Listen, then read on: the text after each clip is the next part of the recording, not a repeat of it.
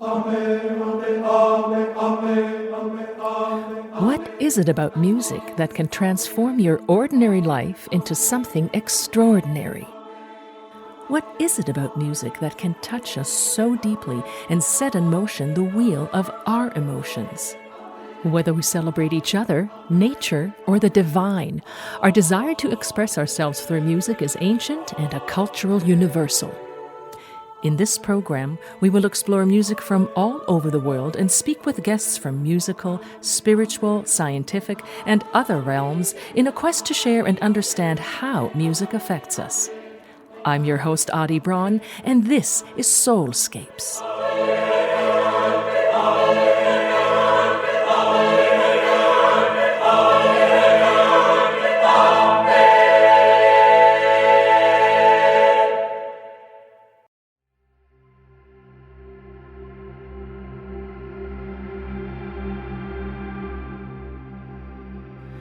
Music has been an integral part of the human experience since the beginning of time.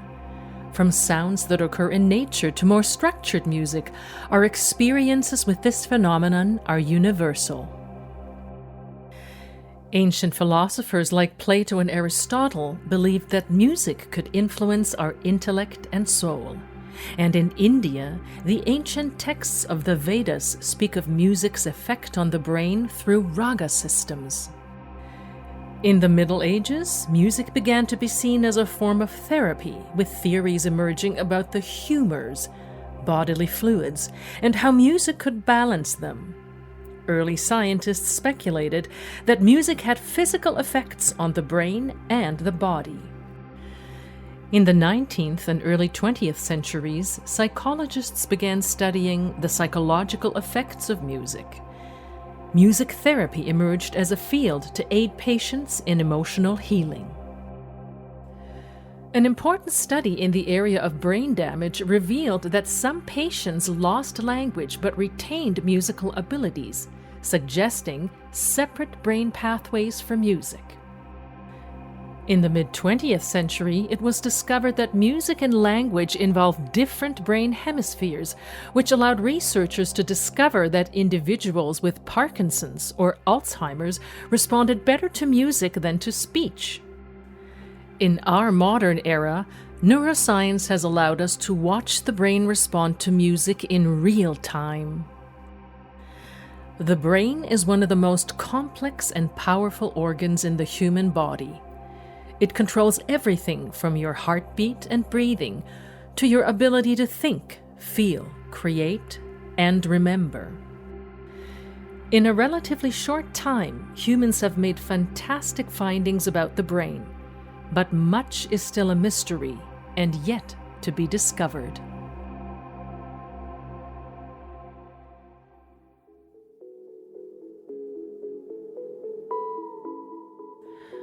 Emily Dickinson. The brain is wider than the sky, for, put them side by side, the one the other will include with ease, and you beside. The brain is deeper than the sea, for hold them blue to blue, the one the other will absorb, as sponges, buckets do. The brain is just the weight of God, for lift them pound for pound, and they will differ if they do, as syllable from sound.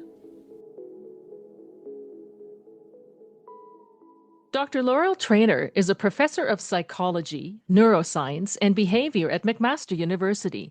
She has published over 160 articles on the neuroscience of auditory development and perception of music, with a particular passion for the study of music and its effect on early development in infants. She is also the founding and present director of the McMaster Institute for Music and the Mind, which houses the Live Lab, a unique research concert hall with high acoustic control that is equipped for studying how performers and audiences interact and how music can be used to promote health and well-being. Dr. Laurel Trainor, welcome to Soulscapes. Well, thank you for having me. Very excited about today. So let's dive right in. If I say music, you say? Oh, the feeling of losing myself in the sound, the emotion, feeling connected to other people who might be feeling something similar. Oh, that's great. That sums it up pretty well. Um, what role does music play in your life? Yeah, well, music's a big part of my life. I like to listen to music, attend concerts. I also like to play music. And of course, I research music. So I guess you could say my life is kind of all about music. So please tell me about one of your earliest memories that involve music. Now, that's either hearing it or playing an instrument. Yeah, well, I actually didn't grow up in a musical family. And Okay. I remember I had to beg for music lessons. I don't really know why, but in junior high school, I knew I wanted to play the flute. Um, I guess the first time I played in an orchestra, so I auditioned and got into the Toronto Symphony Youth Orchestra, and Wow. that transformed my life. Like just to be part of that group and work together in a group like that was amazing. And I guess the other experience, so these are really later in life, not super early for me. Hmm. But the other experience was I played in the orchestra at the Banff Center one summer when they still had the orchestra. And that was my first introduction to playing opera from the pit. Do you remember which opera it was? Yeah, we did La Boheme. I mean, how could you Mm. not fall in love without La Boheme? But So let's talk about you're a cognitive psychologist with an emphasis on the intersection of music and neuroscience. How did this convergence come about? If we say music and neuroscience, it seems like they're in disparate camps, but perhaps not. well, that's kind of a long, convoluted story. When I was in high school, I was very torn between whether I wanted to study music or science, because I was also very interested in science. So I initially went to, well, the University of Toronto, studying math and physics. But after 2 years, I kind of missed playing, and so I thought, okay, I'll take a break. I completed my ARCT at the Royal Conservatory, and then I actually switched into a music program. So my undergraduate degree is actually in music performance. Mm. Then, I went on, I won a Canada Council grant to study with Jeffrey Gilbert, who was in Florida. Then he was the principal flute of the London Symphony for many years. I sort of came back to Toronto. I was teaching and freelancing. But this was the early 1980s. Hmm. That was the time at which computers and computer human interaction was just starting. And I got really into the idea of computer intelligence. And so I took a few courses in computer science. And then, of course, I got interested in human intelligence and how music got processed in the brain and so on.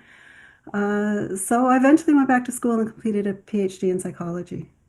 At that time, I was very lucky. I found a supervisor, Dr. Sandra Trieb. She was a developmental psychologist, and she really encouraged me to study how infants perceive and react to music. Because Mm. prior to her work, and like a very few other people, uh, neuroscientists didn't really have any interest in music. That's all changed now, but at the time, and especially in infants, it was just considered completely unimportant. But as a developmental psychologist, she understood that it was something that happens every day in infants' lives. Mm. And long story short, I was fortunate to be able to combine my interest in music and in science in my career. Yeah, I think there's a great trend right now, it's been going on for a while, that suggests that nothing is really separate and alone, right? That there are a lot of overlays and how incredibly important music and sound is to all aspects really of living. So let's talk about the brain. Um, to my lay woman's understanding, the brain is the central organ of the human nervous system, and it's what allows us to think, feel, move, and experience the world. How exactly does music and sound affect the brain? Well, that's an enormous question. Simplified a little bit, like what are sort of the obvious or tangible connections for the average person to understand? Yeah, well, I think one of the interesting things is music really affects pretty much every aspect of the brain. So the perception of sound pitches, um, get processed, in the ear, obviously, the cochlea through subcortical nuclei into the auditory cortex, which is in the temporal lobe. And really, that's where pitch gets represented. But it might seem surprising, but in order to perceive sound sequences and in order to process rhythms, we need to use motor areas of the brain. Those are the areas of the brain that have to do with controlling movement. So it turns out, work that we've done and others have done, that when you listen to a rhythm, not only is your auditory cortex activated, but your motor planning areas in the brain are also activated. What does that mean, motor planning?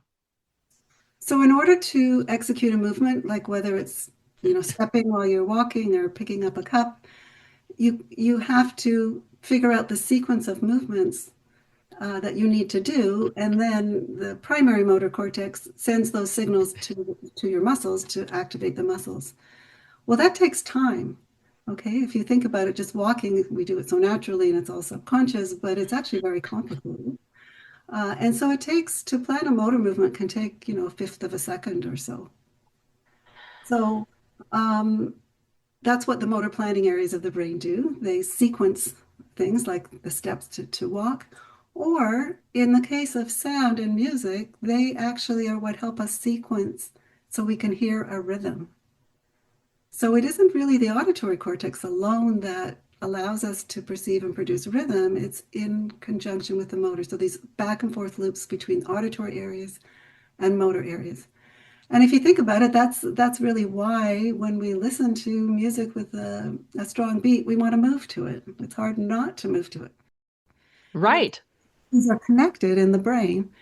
When we teach children to feel a rhythm, we have them move, right? It's the obvious way to get someone to feel a musical rhythm. So musicians can internalize that. They don't necessarily have to move anymore to feel the rhythm, but they're still using those motor areas of the brain. It's also interesting, if you play an instrument, you have to obviously move to play the instrument. So there's that connection. But musicians make other movements as well. So they almost always sway their body a bit, which is activating the vestibular system, our balance system. And our studies suggest that those sort of movements that you don't actually need to play the instrument really have to do with cognitive processes about planning a phrase or how you're going to play next. So just like you move your hands when you talk, you sway your body when you play. And in both cases, well, we know also with in speech, if you prevent people from moving their hands, their speech becomes less fluent. Yeah, what I'm hearing is that there are lots of millions of signals that are involved in this whole magical experience of absorbing and then doing, right? So it's a very complex, a complex thing, the brain, correct? Yes, I would say very complex. Yeah. Yeah. So in terms of emotions, this is interesting. Most people, when they're describing emotions, they'll sort of put their hand on where the heart is. And that we think that that's the seat of our emotions, but technically, I guess that's wrong because the heart is a muscle. It's in fact, so I have read, and you can correct me if I'm wrong, it's the brain that experiences and interprets feelings and thought. Can you tell us just a little bit about the brain-heart connection? Yeah, well, it's true that the brain orchestrates emotions, but in fact, the emotional system is very complex. So when you feel an emotion, your heart rate is affected, your breathing rate is affected. You might start to sweat a little bit, like just minute amounts of sweat we can measure by putting a sensor on your finger that indicate if you're emotionally aroused. And your gut. The gut is often called the second brain because there's a very extensive system of neurons around the gut that connect to the brain. So when you feel an intense emotion, you feel it in your stomach, you feel it in your gut. And even your skin and your muscles are affected. So if you feel an intense emotion, your heart rate and your breathing and sweating can increase, and you feel it in your gut. And you might actually have goosebumps on your skin. Many people experience that to music. You can even feel a bit shaky, so it can affect your muscle tone. So it's this very complex system we call, the autonomic nervous system that regulates all of this. Sort of the sympathetic part can increase these responses, and evolutionarily, it served to help us to cope with sudden things in the environment by increasing our heart rate, giving us more blood so we could run faster or whatever. And the parasympathetic nervous system, which sort of maintains the balance and brings us back to a reasonable level. And one of the interesting things about this whole complex system is that these autonomically controlled processes that affect the heart and the gut and so on often occur before we actually interpret an emotion cognitively. Oh, we're talking split seconds though, right? Yeah, yeah. But we we often feel these things in our body, and then we say, "Oh, I must be frightened," or "I must be happy." And sometimes we have to think a little bit about what emotion we're actually feeling. We know we're feeling something, but then we have to cognitively interpret it. So yes, the brain controls, but it's a very complicated system. Would that explain what you're just describing, which is I did not really think about that. When people are in shock, there's almost like a big stop and they react to whatever the emergency may be. And then often, maybe 5 or 10 minutes later, or maybe an hour later, break down because then their body is really truly processing emotionally what has happened or what's been required of them. Yeah, yeah. So when something really dramatic happens, your body just goes into this mode where you have to deal with it. And then it's only later that you interpret it and think about it. And yeah. Survival. Fascinating stuff. You are the founding and present director of the McMaster Institute for Music and the Mind. Can you tell us more about your work there, in particular, the Live Lap Theater, which I've had the great pleasure of performing in, and it's just a fascinating, fascinating creation. Yeah, well, it was amazing to have you come and perform there. We have a yearly concert series that's been going on now for more than 10 years. We have fabulous concerts. But the interesting thing is, for many of our concerts, we actually do research during the concerts. So the Live Lab is a fully functioning concert hall, as you know, but it contains a lot of equipment that allows us as neuroscientists to take measurements of musicians and audiences as they're interacting. Yeah, so the Live Lab is equipped with lots of tools that we can measure responses in musicians and in audiences in realistic situations. Uh, so, prior to the Live Lab, almost all the studies done on music and musical behavior, musical perception, were done on individual people in a sterile lab where we played them little sounds and looked at how their brain reacts to those. But that's pretty divorced from what actually happens in a concert or in other musical situations. So the whole idea of the Live Lab was to study in real live concert situations how musicians behave, what the music that they produce, how they do that with their brains and bodies, and the effects on the audience. Um, so the Live Lab opened in 2014, so we've been open for a little while. It remains actually the only one of its kind in the world. Well, yeah, which is That's amazing. there are many studies now, though, that are taking place during live concerts. But what's unique about the Live Lab is because we custom built it, we have exquisite control of the acoustics. We have an amazing acoustic system in there with about 80 speakers, 30 microphones. And so we can recreate the acoustics of almost any environment. So we can make it highly reverberant, highly sterile. We can make it sound like you're in a big space, a small space, and so on. So that tells we can do a lot of studies about how that affects how people experience music. But we can also measure things like movement. I've already talked a little bit about the importance of movement. Um, and So our motion capture system, we can put little markers on people's heads and bodies, and we can measure how they move to the music. So how musicians move to communicate. I can tell you about some of those studies in a minute.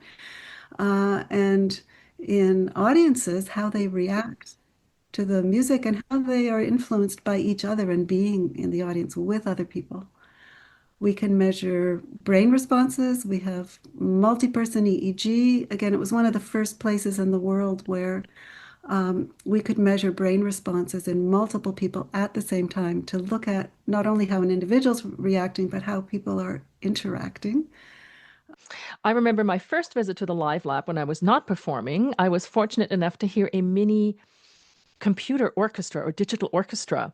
And there were, I don't know, maybe half a dozen people with their computers, laptops, sitting at chairs. They were hooked up to things. The audience at this point, well, I wasn't, but there was actually sound being created. So as an audience member, it thrilled me through algorithms. You know, if you're not a computer geek, you sit there and you think, what is this going to be? But it was totally fascinating that there were musical spectrums created through the algorithms that they produced. Yeah, so we do a lot of pretty unique things in the Live Lab. Where a number of artists these days are interested in incorporating more technology. So some of it's biosensing. So, taking a heart rate and making it part of the music, or taking audience movement and incorporating that somehow in the sound. The laptop orchestra that they performed a couple times in the Live Lab, and that's pretty amazing because they're live coding. They're actually coding as during the performance the sounds that they want to play, and they have to listen to what each other's doing and code while they're doing it.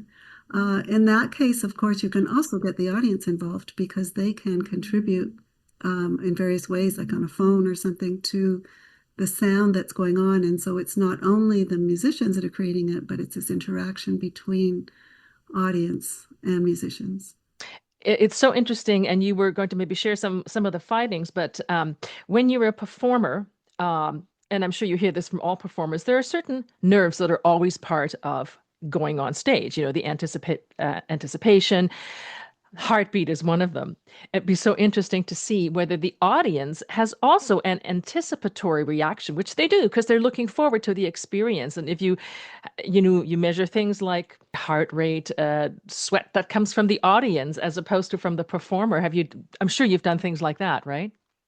Oh, yeah. So we've measured in both. Well, actually, one of the interesting things that we've done is had measurements of performers when they're playing the same program by themselves during a dress rehearsal and when they're playing in front of the audience. And there are certainly differences. They tend to be more expressive. So that the audience playing live in front of an audience has an effect on the performer. Being in a live situation versus in a situation that's not live. So we've also done where an audience experiences a live performance, and then another audience experiences the same thing, but it's not live. So we have a wonderful big video screen. So they're seeing the performance and hearing the performance in exactly the same acoustic and everything, but it's not live. So when audiences experience it live, they move more. They become more coordinated with others in the audience. So they're having quite a different experience when it's live. The word live figures very prominently and is of course very seminal in this whole discussion. If people are more interested to be part of an audience for some of your fabulous programs, where can they go? Just any website information to be part of such an experience? Yeah, so go to livelab.mcmaster.ca. So one thing that really fascinates me is your research in the area of auditory development in infants.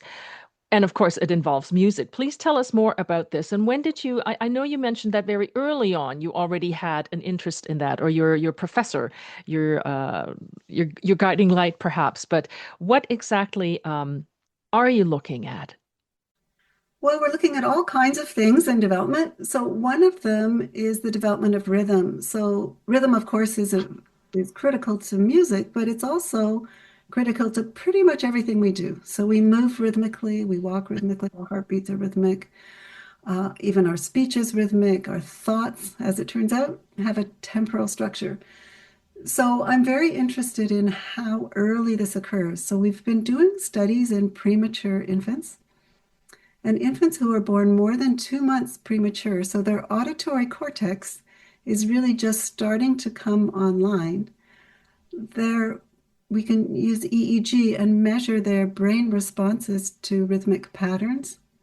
And their brains are tracking the basic beat of the music as well as the hierarchical metrical structure. So the beat groupings, like beat groups of 2 beats in a march or 3 beats in a waltz. So from the onset of cortical processing, rhythm is really important. Do you So think that's that's because they're not only aware of their own heartbeat, but also of their mother's? It may well be related to heartbeat because they're definitely hearing that prenatally. I'm sure also some intrinsic genetic factors that wire the brain that way. It has to have experience to become wired, but there are predispositions for it to attend to those kinds of stimuli. And it turns out that throughout, as the infants grow in the first year of life, rhythm is also really important. So mothers are and other caregivers are constantly holding babies and bouncing them as they sing. This is all rhythmic movement and sound that the infants are getting. We're showing now they move differently when they're putting infants to sleep and when they're playing with infants, and infants understand those signals. And it also really has to do with the social bonding between the mother and the infant, which is absolutely critical for development in all areas. So if an infant experiences synchronous bouncing with a stranger, like one of our researchers, just for a few minutes, then they're more likely after that experience to help that researcher by handing back, these are infants who are a bit over a year old, handing back a toy that she accidentally drops or something like that. So Hmm. just 3 minutes of bouncing with a stranger for an infant makes them affiliate and bond with that stranger, which is really quite remarkable when you think about it. You mentioned the importance of lullabies. If we could just talk about that for a second, because lullabies in any culture, in any language, or no language, just sounds exists. And what is the correlation, the importance of that to an early formational period of an infant? Yeah, so as I mentioned, the lullabies are really important because mothers are holding their babies usually, singing to them, and the babies are getting this concurrent movement and music. So their brains, first of all, are getting wired to incorporate sound and movement. But even more important, because the mother is moving and she's holding the infant, they're moving together. And we know that when people move together, it causes social affiliation. So even in adults, when people sway together to music at a conference, you can come Well, on, maybe you sway at your conferences. at a concert, um, afterwards, they trust each other more. They feel affiliated. They like each other more than if they moved out of sync with each other. And in fact, if you give them a game to play where they can collaborate or compete, they'll collaborate more. So when we move in sync with other people, we are built to become bonded with those people. And it's already happening in the lullabies that mums sing to their babies. So it's part of this whole process of the baby becoming bonded to the mother, which is just so important for all subsequent development. Mm.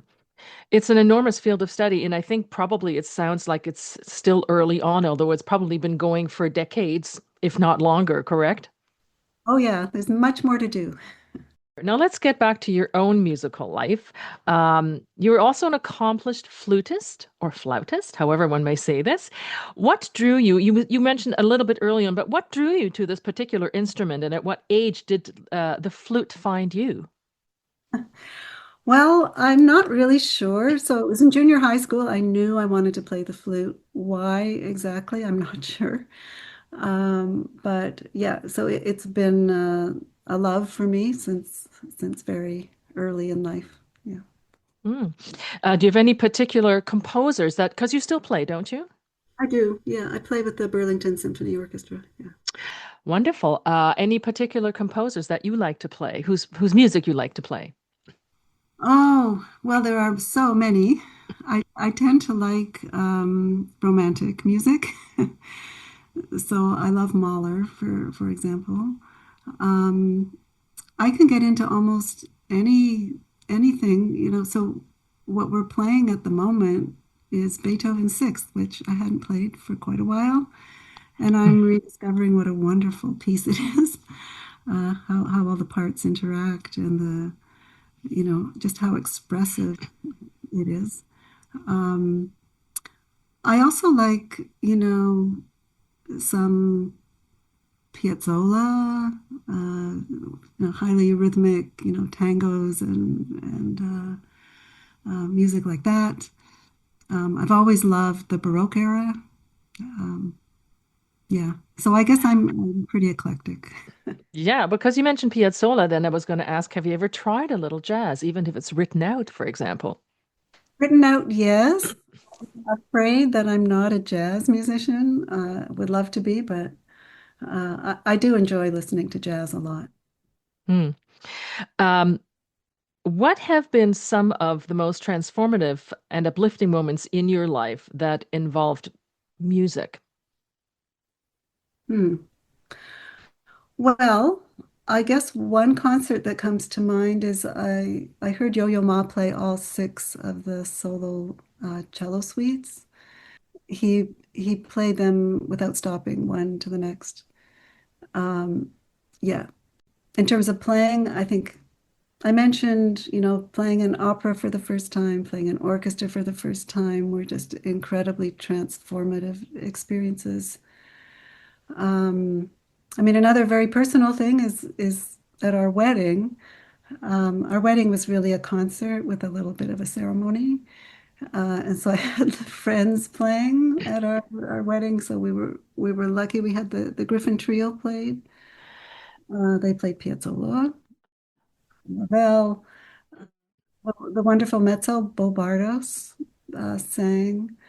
And my dear friend David Gary, who unfortunately passed away soon after our wedding, but he also played Hmm. some folky songs with Bo Bardos. So that was just incredibly special to have this sort of concert that was the music that we wanted to celebrate with. Great. Now, if you had to choose, this is always a tricky question, three or four pieces, it could be fewer, it could be more, that you go for, go to rather for upliftment. Um, what would a Laurel Trainor playlist look like? Oh, that's hard to choose. I think one of my favorite pieces is Song to the Moon, the Dvorak. It's just so poignant that when I'm feeling down, I listen to that and it makes me cry. Oh, that is a gorgeous, gorgeous piece of music. And for listeners who don't know, it's an aria actually, from the opera Rusalka, right? And I'm sure there are great instrumental versions out there as well, but you probably are talking about vocal versions. Yeah, there's a version by Renee Fleming that just breaks my heart. Yeah. Mm. But I also I like Louis Armstrong.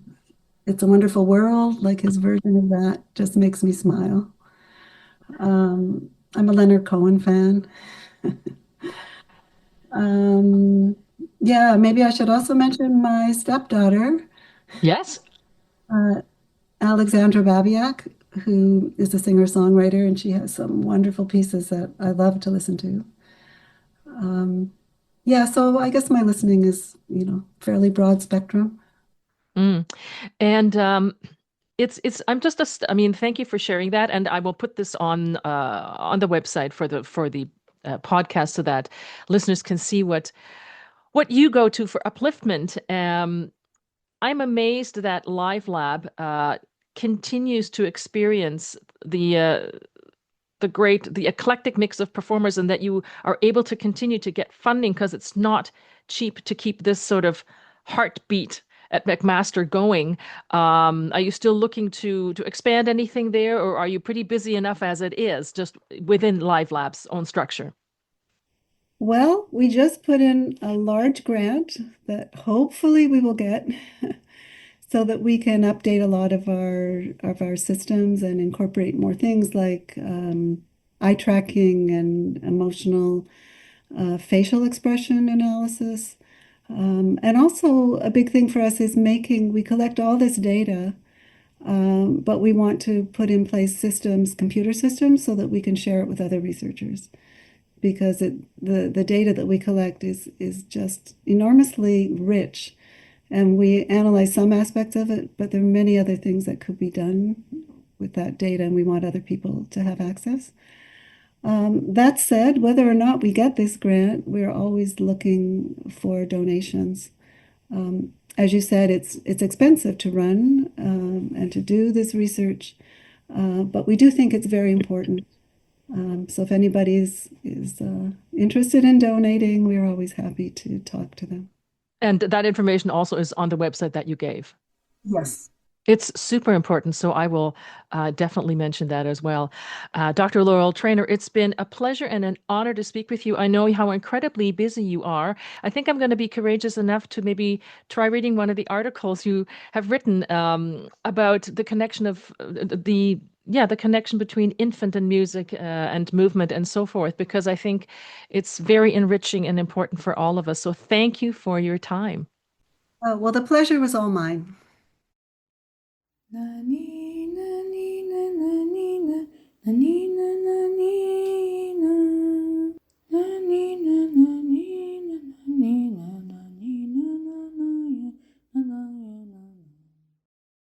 From north to south and east to west, music inhabits every corner of our world and beyond. I hope you've enjoyed my conversation with Dr. Laurel Trainor about music and the brain. I'm Audie BRAUN, and this is Soulscapes.